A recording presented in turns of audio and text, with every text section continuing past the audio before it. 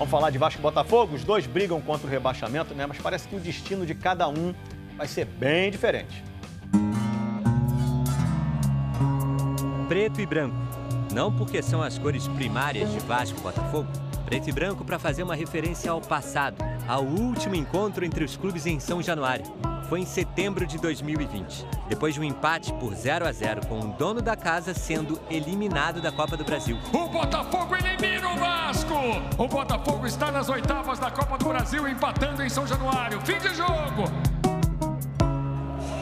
Desde então, os dois times sofreram alguns contratempos. O Botafogo foi eliminado da Copa do Brasil e hoje está na zona de rebaixamento do Campeonato Brasileiro.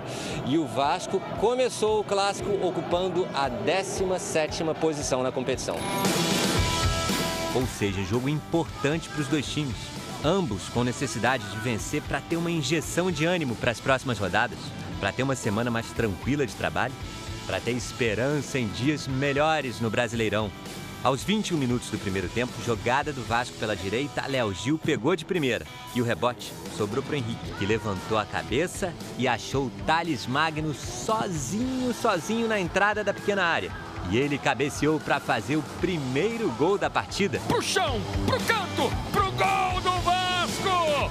1 pro Vasco, 0 pro Botafogo. Thales Magno ontem tentou mostrar porque a torcida o chama carinhosamente de Thales Mágico. É a confiança, né? Quer dizer, readquiriu a confiança para tentar jogar e a qualidade técnica ele tem.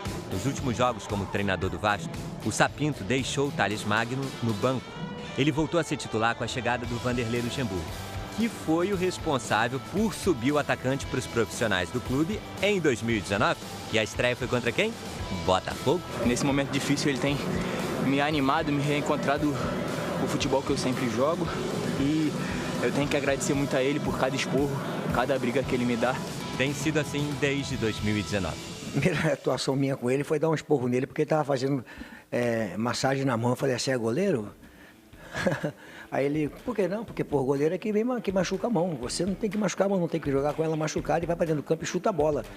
Aí ele saiu correndo no departamento médico e falou, eu não quero mais tiver aquele departamento médico alisando a mão não, cara. E tá dando certo. A jogada do Thales, lá pela esquerda. Passa pelos dois. Thales Magno, driblou, ajeitou, bateu pro gol. Cavalieri deu rebote. Tá bem no jogo o Thales Magno. O Vasco ainda poderia ter aumentado no primeiro tempo nesse lance do Germancano, mas... Não entrou, quase o segundo. O Souza tirou quase sobre a linha. O Botafogo teve poucos momentos de perigo. Romildo bateu pro gol. Passou perto. E no segundo tempo, a pressa para empatar a partida resultava em lances afobados, com os jogadores se atrapalhando nas finalizações. Mas a equipe quase chegou ao empate, e foi por centímetros.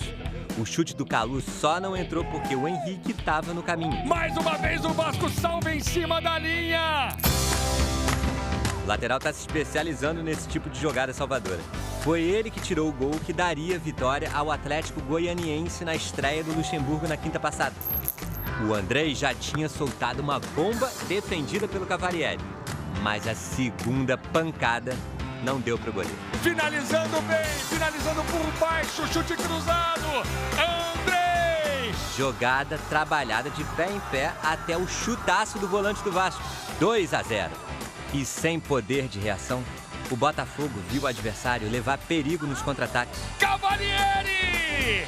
Até não resistir mais e levar o terceiro gol, que saiu desse pênalti sofrido pelo Iago Pikachu. O próprio Pikachu bateu, fechando o placar em 3-0. A gente não pode perder mais muito tempo e a gente precisa imediatamente conversar sobre o nosso futuro a curto, médio e longo prazo.